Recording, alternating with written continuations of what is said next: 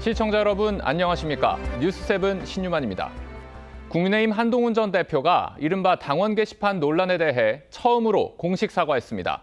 다만 자신에 대한 징계는 명백한 조작이자 정치 보복이라는 입장은 재확인했습니다.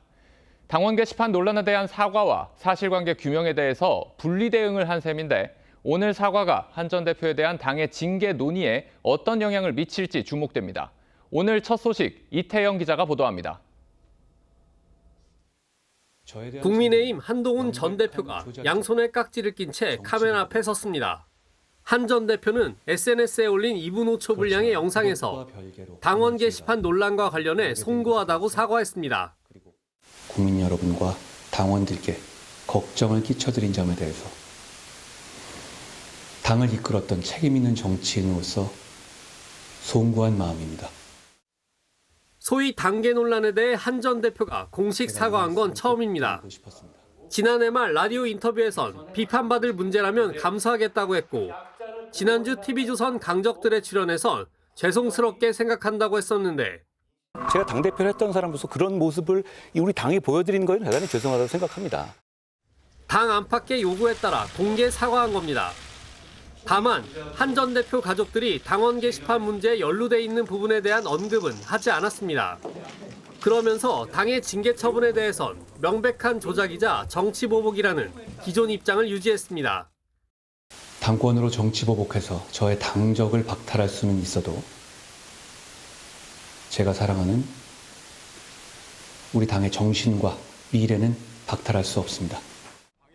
친한계 인사들도 일제히 지원 사격에 나섰는데 박정훈 의원은 진심을 담은 사과에는 큰 용기가 필요하다며 당 정상화의 밑거름이 되길 바란다고 했습니다. 친한계는 오늘 메시지의 대상은 국민과 당원들이라며 한 전 대표의 추가 입장은 없을 것이라고 했습니다. TV조선 이태형입니다. 한동훈 전 대표 사과에 대해 당 지도부 다수를 점하고 있는 당권파는 냉랭한 반응입니다. 당원 게시판 문제, 특히 가족 연루 부분에 대한 직접 언급이 없었던 것을 거론하며 진정성에 의문을 제기하기도 했습니다. 4일째 단식 중인 장동혁 대표는 아무런 입장을 내지 않았습니다. 이어서 변정현 기자입니다. 김민수 최고위원은 한동훈 전 대표 사과에 사과는커녕 끝까지 조작된 탄압이라는 주장만 반복하고 있다며 국민 앞에 모든 것을 공개하면 된다고 반응했습니다. 최보윤 수석대변인 역시 신동욱 최고위원이 제안한 최고위 검증 절차에 한 전 대표가 임하는지를 지켜볼 필요가 있다고 했습니다. 검증 절차에 임하시는지도 저희가 지켜볼 부분이지 않나 싶습니다. 지도부 한 관계자는 정작 핵심인 당원 게시판 언급이 빠졌다며 장동혁 대표의 계엄 사과 당시 윤석열 절연을 언급하지 않았다는 이유로 비판받은 것보다 더 못 미치는 것 아니냐고 했습니다. 송원석 원내대표는 여권을 향해 쌍특검 수용을 요구하면서 당 내홍을 작은 소음이라고 표현했습니다. 우리 당내 작은 소음을 이용해서 쌍특검에 대한 야당 대표의 목숨을 건 요구를 물타기 할 수 있다고 착각하지는 마시기 바랍니다. 단식 4일째인 장 대표는 쓰러지면 안 된다는 메시지를 내면서도 한 전 대표 사과에는 별도 반응을 보이지 않았습니다. 오늘 단식장엔 단식 경험이 있는 김성태 전 원내대표 등이 찾아와 격려했고 오세훈 시장은 장 대표에게 보수가 커질 수 있도록 마음을 모아줬으면 좋겠다고 했습니다. 더 이 보수의 힘이 커져야 모두 한 정권이 오만한 행보를 멈출 수 있을 테니까 좀 보수가 커질 수 있도록 힘을 좀 모아주십시오. 장 대표는 혈압이 많이 떨어져 휴식이 필요한 상태인 것으로 전해졌습니다. TV조선 변정현입니다. 이해운 기획예산처 장관 후보자 인사청문회가 하루 앞으로 다가왔지만 청문회가 열릴지는 아직도 불투명한 상황입니다. 국민의힘은 자료 제출에 제대로 응하지 않고 있는 이 후보자가 청문회장이 아니라 수사기관으로 가야 한다며 청문회 보이콧을 선언했는데 민주당은 청문회를 통해 국민들이 판단할 수 있도록 해야 한다며 개최를 요구하고 있습니다. 전정원 기자입니다. 국민의힘 재정경제기획위원회 위원들은 이해운 기획예산처 장관 후보자를 겨냥해 아무도 수긍할 수 없는 거짓 해명쇼는 열 가치가 없다며 인사청문회 거부를 선언했습니다.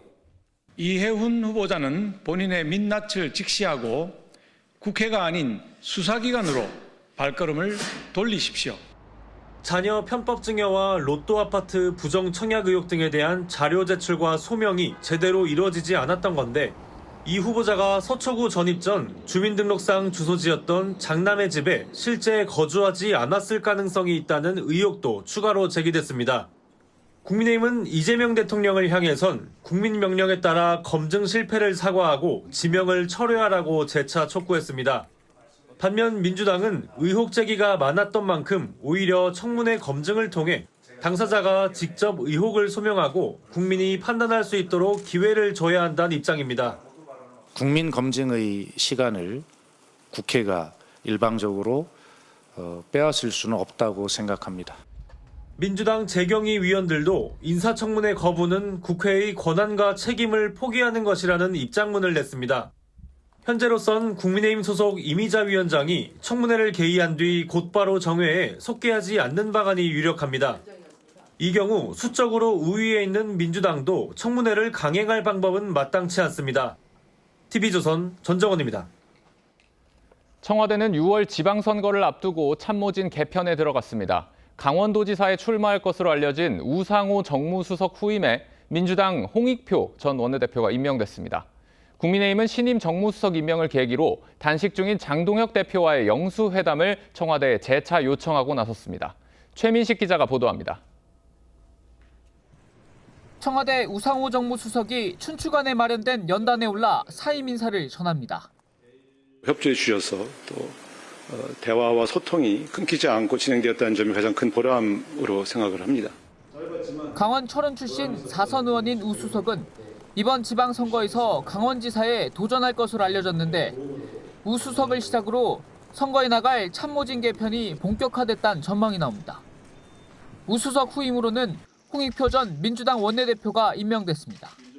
3선 의원 출신으로 당내 온건파로 분류되는 홍 신임 정무수석은 이재명 대통령 당대표 시절 원내대표로 호흡을 맞춘 바 있습니다. 대립은 타협과 합의로 해결해야 한다는 신념하에 관용과 협업의 정치를 지속적으로 실천해온 분입니다. 홍 신임 수석은 다양한 생각과 입장이 조화롭게 시너지를 낼 수 있도록 모든 힘을 다하겠다고 했습니다.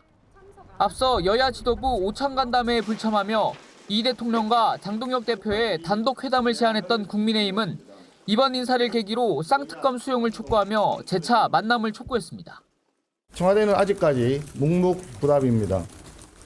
자기들이 야당일 때는 툭하면 영수회담 하자고 보채던 것을 국민들께서는 기억하고 계실 것입니다. 청와대는 별다른 입장을 밝히지 않았습니다. 이 대통령이 연초 통합과 소통을 강조했지만 여야 간 대화 국면으로의 전환은 당분간 쉽지 않을 거란 전망이 많습니다. TV조선 최민식입니다.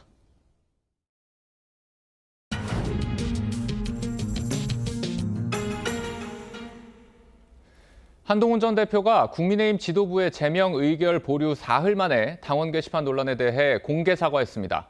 국면 전환의 계기가 될 수 있을지 뉴스더에서 정치부 이태희 기자와 더 짚어보겠습니다.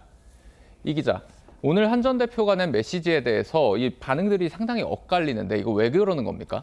우선 한 전 대표의 사과를 요구하는 여론이 적지 않았다는 점에서 이렇게 공개적인 방식으로 대국민 사과 메시지를 냈다는 점은 평가할 만합니다.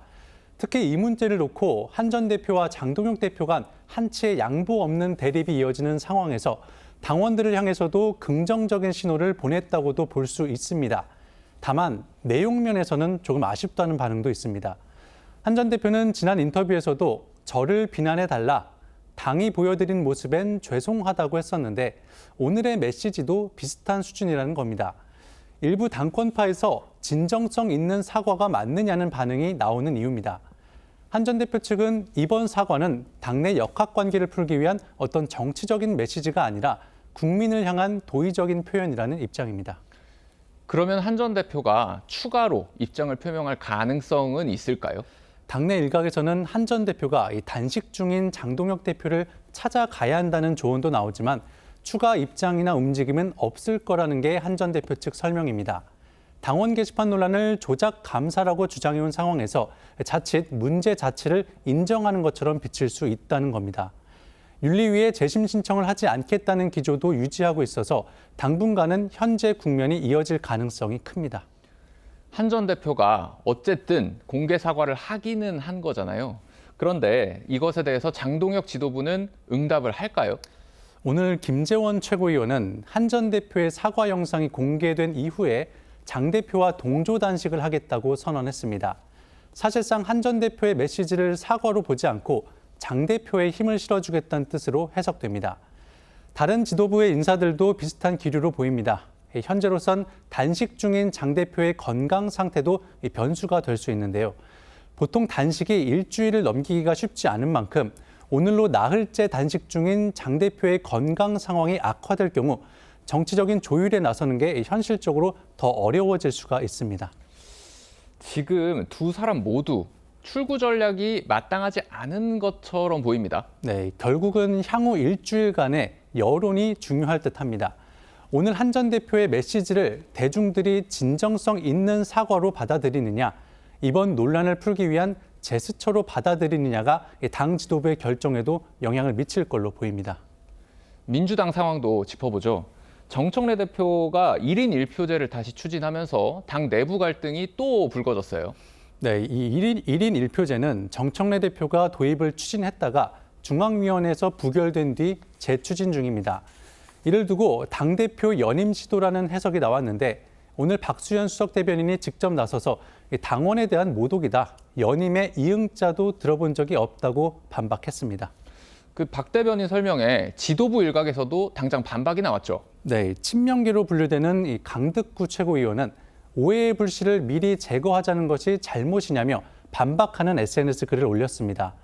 강 최고위원은 지난 16일 비공개 최고위에서 정 대표의 전당대회 출마 시 이해 충돌 가능성을 제기한 것으로 알려졌는데요.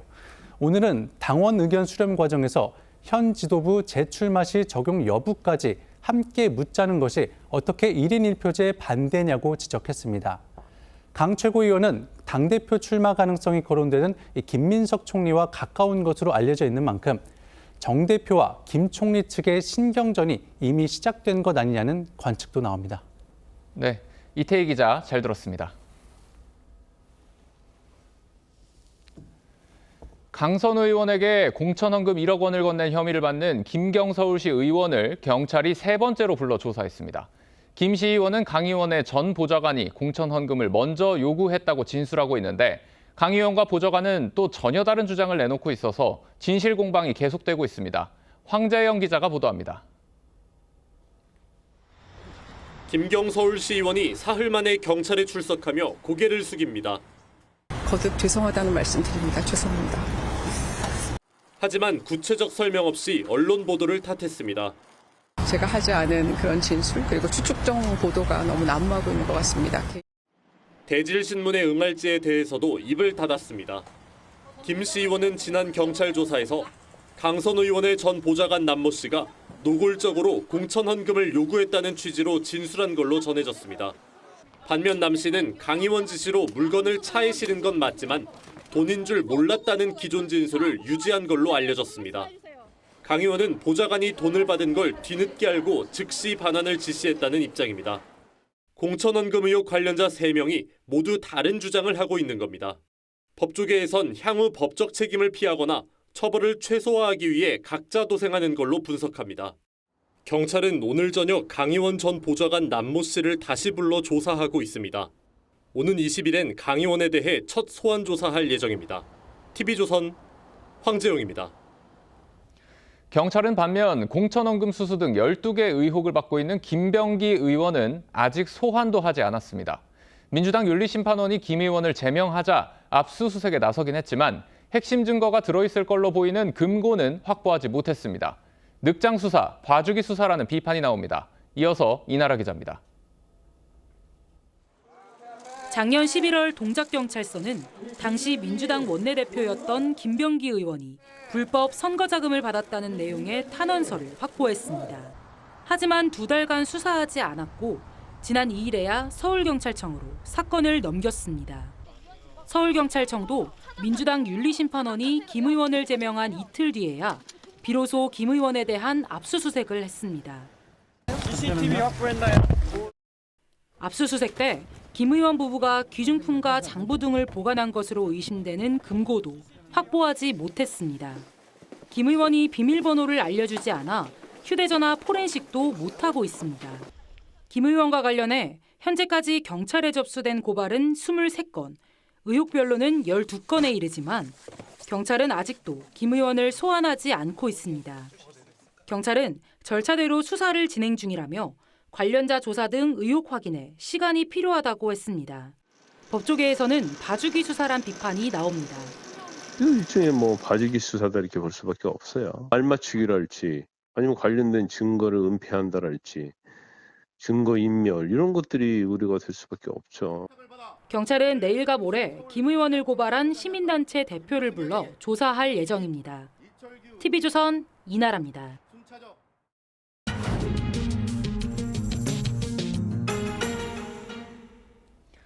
김병기 강선우 의원 수사 과정에서 보신 것처럼 경찰이 살아있는 권력에 유독 약하다는 지적이 나오고 있습니다. 그런데 앞으로 중수청과 공소청이 출범하면 이런 경향이 더 심해질 거라는 우려가 나오는데요. 사회부 법조팀 안혜리 기자와 자세히 짚어보겠습니다. 안 기자, 중수청과 공소청이 출범하는 것, 그리고 경찰이 더 권력에 예속되는 것, 이 두 가지가 무슨 관련이 있는 겁니까? 네, 중수청을 행안부 산하로 두기로 하면서 이 권력 집중 우려가 나오는 건데요. 행안부는 이미 경찰청과 소방청을 외청으로 두고 재난 안전을 총괄하고 있습니다. 여기에 올 10월엔 9대 중대범죄 수사권을 가진 중수청까지 추가됩니다. 9대 범죄는 기존에 검찰이 직접 수사할 수 있었던 부패, 경제에 더해 공직자 선거, 방위사업, 대형 참사, 마약과 내란 외환, 사이버 범죄 등 7개가 추가됐습니다. 정치인 등 힘 있는 사람들이 저지르는 범죄는 사실상 다 수사할 수 있는 막강한 권한을 갖게 된 겁니다. 게다가 행안부 장관이 구체적 사건에 대해 중수청장을 지휘 감독할 수 있다고 돼 있습니다. 그렇다면 행안부가 경찰과 중수청이라는 양대 수사기관을 모두 관할하게 되면서 정말 그 권한이 막강해지는 건데 정말로 공룡이라는 말이 나올 만한 것 같습니다. 행안부 장관을 견제할 장치는 있는 겁니까?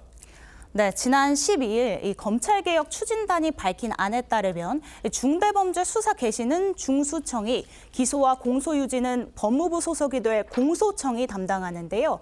사실상 중수청이 최상위 수사기관이 되는 구조인 건데 정부는 이에 대한 견제 장치로 시민이 참여하는 수사심의위원회 설치와 공소청 검사와의 수사협의 및 통보를 뒀다고 설명했습니다. 하지만 수사심의위원회가 제대로 견제자 역할을 할 수 있을지는 지켜봐야 합니다. 법조계에선 결국 정권과 장관의 성향에 따라 수사가 흘러가도 통제할 방법이 없을 거란 우려가 나옵니다.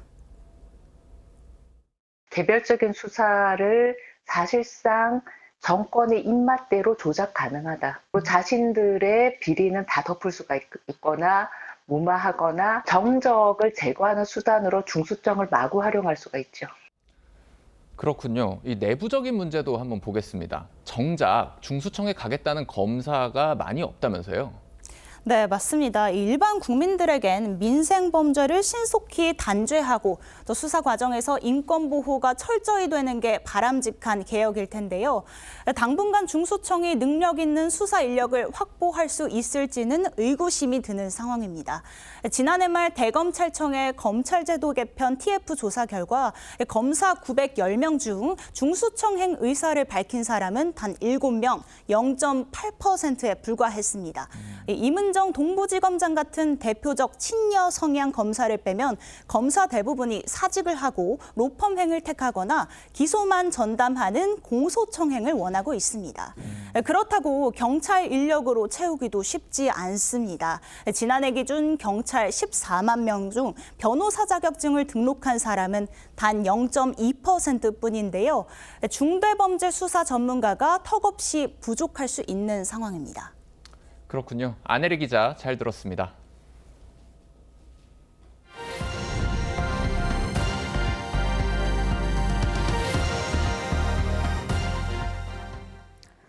네, 트럼프 행정부가 반도체 관세 카드를 다시 꺼내들면서 우리 정부와 반도체 업계 긴장하고 있습니다. 정부는 최근 대미 협상을 끝낸 대만보다 불리한 대우는 받지 않겠다는 입장인데 하지만 상황이 녹록치만은 않습니다. 오현주 기자가 보도합니다.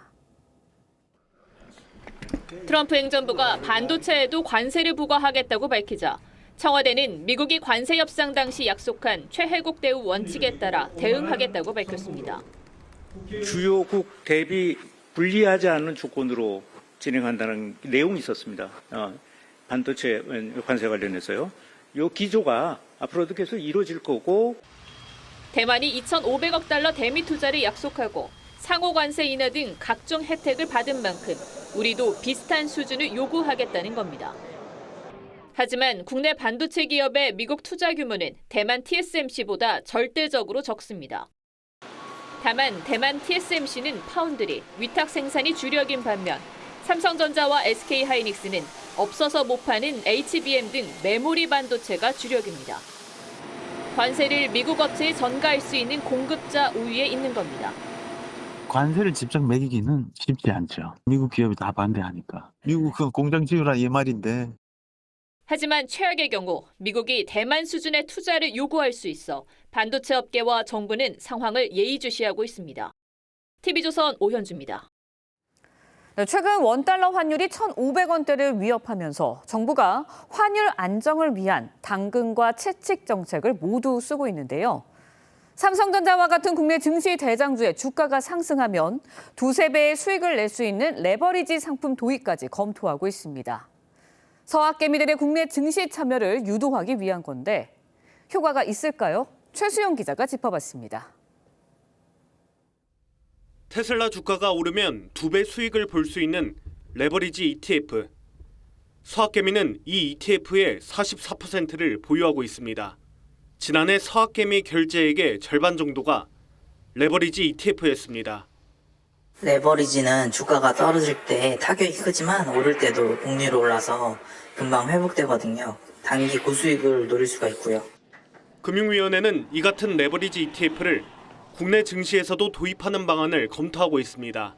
김용범 청와대 정책실장이 나스닥에서 가능한 걸 왜 국내에서 못하게 하느냐고 금융위에 문제를 제기하자 후속 조치에 나선 겁니다.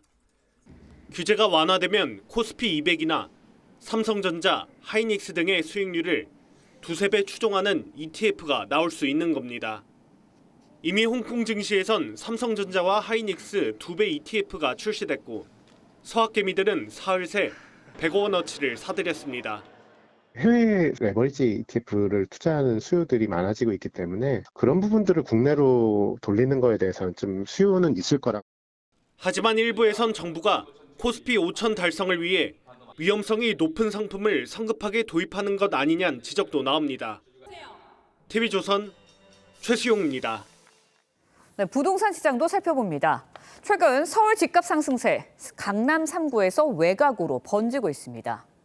한강벨트에 비해 소외됐던 지역들이 정부 대출 규제를 피해 거래가 늘고 가격이 오르는 풍선 효과가 나타나고 있는 건데 이유경 기자가 취재했습니다.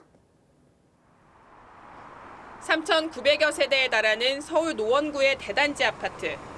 전용 59제곱미터가 지난주 11억 원에 거래되면서 신고가를 갈아치웠습니다. 불과 한 달 만에 1억 5천만 원 넘게 뛴 겁니다. 물건만 나오면 사겠다고 아우성치니까 이거를 어떻게 해석을 해야 될 것이냐. 토지거래 허가가 나오는 사이에 1억씩 올라가니까.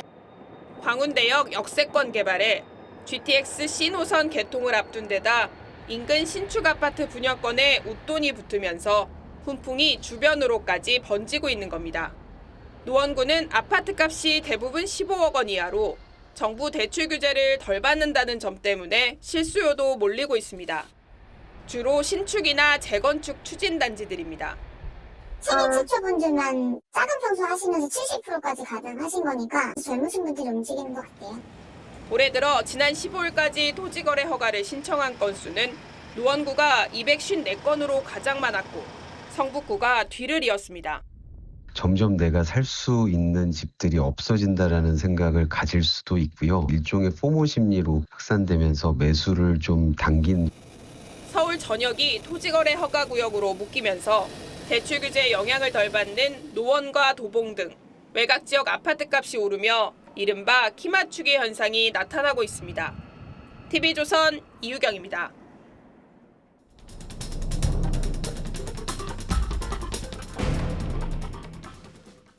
네, 지난해 10월 중학생 2명이 탄 전동 킥보드로부터 딸을 보호하려다 30대 엄마가 치여 중태에 빠지는 사고가 발생했습니다. 당시 해당 중학생들 무면허였는데요. 논란이 된 사고 이후에도 청소년들의 무면허 킥보드 운전 여전하다고 합니다. 강석 기자가 현장 취재했습니다. 청소년 2명이 킥보드를 같이 타고 이동합니다. 보행자를 피해 횡단보도를 건넙니다. 무슨 일 때문에 좀 킥보드를 타는지 좀 들어볼 수 있을까요? 인천 송도의 학원가입니다. 곳곳에 킥보드가 방치돼 있는데 이렇게 넘어져 있는 것도 있습니다.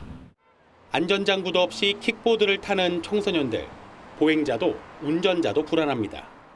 종종 사거리 교차로에 보면은 갑자기 튀어나오는 애들도 있고 뭐 골목골목에서 갑자기 튀어나오거나. 전동 킥보드를 타려면 원동기 장치 자전거 이상의 면허가 있어야 합니다. 혹시 면허증 한번 보여줄 수 있나요? 집에 두고. 면허가 없는데도 어떻게 빌릴 수 있었을까? 한 청소년이 관련 앱을 보여주며 빌리는 방법을 알려줍니다. 운전면허가 등록되지 않았어요. 뜬단 말이에요. 여기서 다음에 등록하기를 누르면 그리고 1문제를 선택하고 탑승 시작하면 바로 탈 수가 있어요. 대여업체가 사실상 청소년들의 무면허 운전을 방조하고 있는 겁니다. 최근 한 업체는 경찰에 적발되기도 했습니다. 업체가 단순히 확인을 안 한 것을 넘어서 무면허 운전이 가능한 플랫폼 구조를 지속적으로 제공했다는 점에 주목했습니다. 전동 킥보드 등 개인형 이동장치 사고는 최근 4년 동안 2배 넘게 늘었는데 절반가량이 미성년자였습니다. 이런 가운데 서울시는 킥보드를 빌려줄 때 운전면허를 의무적으로 확인하도록 하는 관련 조례 개정안을 입법 예고했습니다. TV조선 강석입니다. 한밤중에 주택가 골목에서 미성년자를 쫓아와 좋은 곳을 가자며 유인하던 60대 남성이 경찰에 붙잡혔습니다. 이 남성은 만취 상태였다고 하는데 알고 봤더니 청소년 대상 성범죄 전과가 3건이나 됐습니다. 이낙원 기자의 단독 보도입니다. 검은 옷의 남성과 흰색 옷의 여성이 골목 한쪽에서 걸어오다가 남성이 여성에게 말을 거는 듯하자 여성이 남성을 빙 둘러 피해 걸어가고 남성은 따라오며 계속 무언가를 여성에게 얘기합니다. 지난 11일 밤 11시 50분쯤 서울 강북구의 한 주택가 골목에서 미성년 여성을 유인하려 한 60대 남성이 체포됐습니다. 경찰 조사 결과 남성은 피해자에게 자신과 좋은 데를 가자며 유인을 시도했습니다. 이에 겁먹은 피해자가 자신의 어머니에게 스피커폰으로 전화를 걸었고 어머니는 수화기 너머로 남성에게 가라고 소리쳤지만 남성은 여성을 계속 따라왔습니다. 남성은 이곳 시장 안에서부터 주택가 골목까지 100m가 넘게 여성을 따라갔습니다.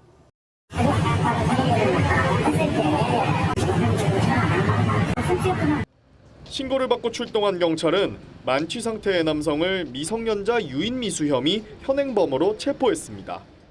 검거된 남성은 청소년 성범죄 전과 3범에 다른 전과도 수십 개 있는 남성이었습니다. 경찰은 남성에 대한 구속영장을 발부받아 수사 중입니다. TV조선 이낙원입니다. 이어서 사건 사고 소식 전해드립니다. 충남 천안에서 보행자를 치어 숨지게 하고 달아난 음주 뺑소니범이 경찰에 붙잡혔습니다. 경남 김해에서는 대형 화물차가 내리막길에서 주택으로 돌진했는데 다행히 집안에 사람은 없었습니다. 이성진 기자가 정리했습니다. 어두운 도로를 달리는 차량. 모자에 흰 마스크를 쓰고 길을 건너는 사람을 그대로 들이받습니다. 사고 이후 길가에 멈춰섭니다. 하지만 운전자는 그대로 달아났고 차에 치인 70대는 병원으로 옮겨졌지만 숨졌습니다. 경찰은 사고 발생 약 1시간 20여 분 만에 60대 남성을 긴급 체포해 특가법상 도주 치사 혐의로 구속영장을 신청했습니다. 사고 당시 혈중 알코올 농도는 면허 정지 수준이었습니다. 개를 치웠다고 이렇게 얘기를 했어요. 처음에는 피의자 신분조서 작성할 때는 인정했어요. 사람인 줄 알고 도망갔다. 재활용품 수거 트럭이 주택 지붕에 박혔습니다. 전신주는 쓰러졌고 전선은 어지럽게 널려 있습니다. 트럭이 주택을 덮친 건 오전 11시 20분쯤입니다. 소리가 뭐 폭탄 소리라고 해놨다고요. 운전자는 사람 하루 죽이가지고 겁나 와가지고. 집안에 사람이 있었다면 인명피해는 커질 수 있었습니다. 화물차는 내리막길을 달리다 왼쪽 길로 회전하지 못하고 주택으로 돌진했습니다. 경찰은 운전자 과실이나 차량 결함 여부 등 사고 원인을 조사하고 있습니다. TV조선 이성진입니다. 네, 덴마크령인 그린란드에 눈독을 들이고 있는 트럼프 미국 대통령. 자신의 뜻에 반대하는 유럽 8개국의 관세 카드를 꺼내들었습니다. 당장 다음 달부터 모든 대미 수출품에 10%의 관세를 부과하겠다고 했는데 북대서양 조약기구 나토 동맹의 균열이 불가피하다는 우려가 나오고 있습니다. 신은서 기자의 보도입니다. 미국의 그린란드 확보를 반대하면 관세를 매길 수도 있다고 한 트럼프 미국 대통령. I may put a tariff on countries if they don't go along with Greenland because we need Greenland for national security. 하루 만에 그린란드에 병력을 보낸 8개 국가에 다음 달부터 10%, 6월부터 25%의 관세를 부과하겠다고 발표했습니다. 덴마크, 노르웨이, 스웨덴, 프랑스, 독일, 영국, 네덜란드, 핀란드가 대상으로 모두 나토 회원국입니다. By threatening Greenland and Denmark, Donald Trump is pitting himself against America's NATO allies. 이들 국가들은 합동훈련을 이유로 그린란드에 병력을 보냈지만 사실상 미국을 향한 무력 시위란 분석도 나왔습니다. 트럼프는 그린란드 매입 관련 합의가 이루어질 때까지 관세를 부과하겠다고 했는데 압박 수위를 높이면서 협상 여지를 열어둔 것으로 보입니다. 유럽 각국은 강력 반발하며 공동 대응에 나섰습니다. 마크롱 프랑스 대통령은 관세 위협을 용납할 수 없다고 했고 스타머 영국 총리는 동맹국의 관세 부과는 완전히 잘못된 일이라고 했습니다. Por ahora estoy coordinando una respuesta de conjunto de los Estados miembros de la Unión Europea sobre ese tema. 그린란드와 덴마크 등지에선 트럼프 대통령을 규탄하는 시위가 벌어졌습니다. 미국도 민주당은 물론 공화당 내에서도 나토 동맹 위협은 있을 수 없다는 비판의 목소리가 나오고 있습니다. TV조선 신은서입니다. 이란 반정부 시위가 3주차에 접어들었습니다. 시위가 장기화되면서 사상자 수가 급증하고 있지만 시위대는 물러서지 않고 있는데요. 특히 70년대 쫓겨난 마지막 왕가 팔레비 왕조의 귀환을 외치고 있습니다. 오늘은 이정민 기자와 함께 이 왕의 귀환에 대해서 따져보도록 하겠습니다. 네, 이 기자, 일단 새로 들어온 소식부터 짚어보도록 하겠습니다. 이란 최고 지도자 하메네이와 트럼프 대통령 간의 책임 공방이 벌어졌다고 하는데 어떤 건가요? 네, 우선 이란 최고 지도자 하메네이는 17일 이번 시위로 수천 명이 숨졌다고 했습니다. 사상자 수를 언급한 건 처음인데요. 그 책임을 미국에 돌렸습니다. ماهیت فتنه این فتنه آمریکایی بود واضح بود آمریکایی‌ها برنامه‌ریزی کردن فعالیت کردن 그러자 트럼프 대통령도 하메네이는 병든 인물이라면서 이란이 새 리더십을 찾아야 할 때라고 맞섰습니다. 정권 교체를 직접 거론한 건데요. 팔레비 왕조의 귀환을 요구하는 시위대 목소리도 더 커질 것으로 보입니다. 네, 팔레비 왕조 1979년 이슬람 혁명으로 무너졌지 않습니까? 그렇다면 누구의 귀환을 말하는 건가요? 네, 이 1979년 이슬람 혁명 때 축출된 이란 팔레비 왕조의 마지막 왕세자가 바로 레자 팔레비인데요. 미국에 망명해 있습니다. 이번 사태를 계기로 이 레자 팔레비가 목소리를 내고 있는데 미국의 개입을 촉구하면서도 현 정권이 만약에 붕괴되면 자신이 과도기 리더로 나서겠다고 자처하고 있습니다. به ویژه پرزیدنت ترامپ به عنوان رهبر جهان آزاد شجاعت وصل ناشدنیتان را با دقت دیده و اعلام کرده که آماده کمک به شماست. قلب و روحم با شماست و میدانم که به زودی در کنار شما خواهم بود. 네, 최근 팔레비는 기자회견에서 이란이 중동의 항국이 됐어야 했지만 북한이 됐다고 빗대기도 했습니다. 네, 이란의 현 신정체제에 대한 불만 이해할 수도 있습니다. 하지만 다시 과거의 왕조 시대로 돌아가려 한다는 거는 좀 의아한 것 같은데요. 당시의 이란은 어땠나요? 네, 바로 팔레비 왕조가 통치를 하던 1970년대의 이란은 오늘과는 정말 딴판이었는데요. 당시 이 중동의 파리로 불리던 화려한 문화 중심지였고 또 여성들은 이렇게 히잡을 벗고 서구적인 옷차림이 일상이었습니다. 자유롭고 개방적인 분위기에 막대한 오일머니로 오늘날 두바이처럼 생활도 호화로웠습니다. 또 팔레비가 친미 성향이어서 미국, 이스라엘 등 서방과도 가까웠습니다. 네, 특히 이번 반정부 시위는 그 시작이 경제난이었죠. 이 서민들이 먹고 살기가 힘들다 보니 호화롭던 시절에 대한 향수와 팔레비가 미국과 협력해서 이 무너진 이란 민생 경제를 일으켜 세우지 않을까 하는 기대감이 작용한 것으로 보입니다. 네, 그렇다면 현재 상황에서 왕조 시대로의 복귀 현실적으로 가능한 건가요? 네, 이 팔레비는 자신이 복귀하면 왕조 대신에 이란을 민주화할 것이라고 약속했습니다. 현 신정체제 정권을 무너뜨리고 국민들이 자유롭게 이 지도자와 정치 체제를 결정하게 하겠다는 겁니다. 실제 스페인이나 캄보디아, 불가리아 등에서는 몰락했던 왕조가 돌아와서 나중에 총리로 선출된 사례도 있습니다. 다만 전문가들은 애초에 팔레비 왕조도 부패와 양극화 문제로 무너진 것이어서 이 왕정 복귀가 실질적인 대안이 될지는 불투명하다고 말합니다. 미국의 입장도 중요할 텐데요. 트럼프 대통령은 팔레비에 대해서 이란이 받아들인다면 자신도 괜찮다며 여지를 남긴 상태입니다. 네, 앞으로의 이란 사태 어떻게 흘러갈지 잘 지켜봐야 할 것 같습니다. 이 기자 잘 들었습니다.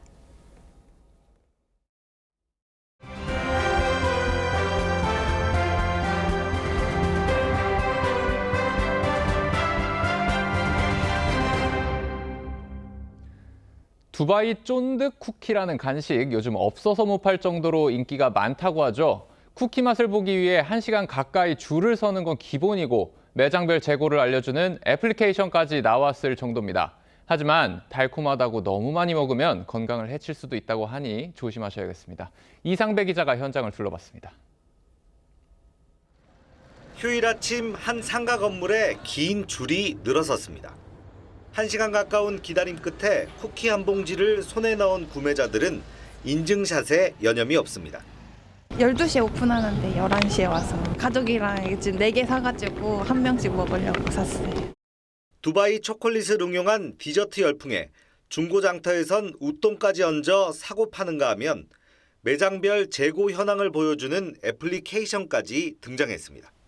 그래도 맛은 한번 봐야 되지 않나. 이게 트렌드를 또 따라가야 될 것 같아서. 두바이 쫀득 쿠키는 기름에 튀긴 중동식 국수, 카다이프와 피스타치오 크림을 속으로 만든 뒤 마시멜로로 감싼 디저트입니다. 찹쌀떡 크기인 쿠키 한 개당 열량이 400에서 600kcal에 달해 밥 2공기에 맞먹을 정도입니다. 다량을 반복적으로 섭취 시 고혈압, 당뇨, 고지혈증의 발병이 되면서 추후에 심내혈관의 질환으로 이어질 수도 있겠습니다. 전문가들은 고열량 디저트인 만큼 한 번에 절반 넘게 먹지 말고 물이나 차를 곁들여 먹는 게 좋다고 조언했습니다. TV조선 이상배입니다. 최근 부산과 제주에서 전기 유람선이 잇따라 취항했습니다. 관광객들은 매연이 없고 조용해 만족스럽다는 반응입니다. 김태준 기자가 소개합니다. 노란색 선박 한 척이 물살을 가르며 제주 성산항을 빠져나갑니다. 성산 일출봉과 우도 등을 둘러보는 유람선입니다. 관광객들은 시끄러운 엔진음이 들리지 않고 매연도 나오지 않는 게 신기합니다. 냄새가 안 나는 게 제일 좋은 것 같고요. 그리고 소음이 작은 게 아주 좋습니다. 지난 12일 첫 취항한 이 전기 유람선은 승객 268명을 태우고 평균 시속 10노트의 속도로 2시간 30분간 운항할 수 있습니다. 부산 항만공사도 항만의 주요 시설과 경관을 둘러보는 전기 유람선을 지난달 취항시켰습니다. 탈탄소화라는 그 세계적 대전환기에 대응하고 친환경 그리고 지속 가능한 부산항을 만들기 위한 선박도 자동차처럼 전기 시대가 도래했지만 활성화를 위한 정부 지원책은 아쉽다는 지적이 나옵니다. 전기 자동차와 같은 전기 요금대 지원이 되지 않고 있으며 운항 거리가 길거나 무거운 짐을 운송해야 하는 여객선이나 화물선까지 전기 배터리로 대체하려면 극복해야 할 기술적 한계도 남았습니다. LNG 선박이 최소 한 20-30메가와트 정도의 파워가 필요한데 그거를 이렇게 충전해서 가려면 배터리가 배 한 척이 더 가야 돼요. 수소 선박이 대안으로 거론되지만 이제 실증 시험 초기 단계입니다. TV조선 김태준입니다.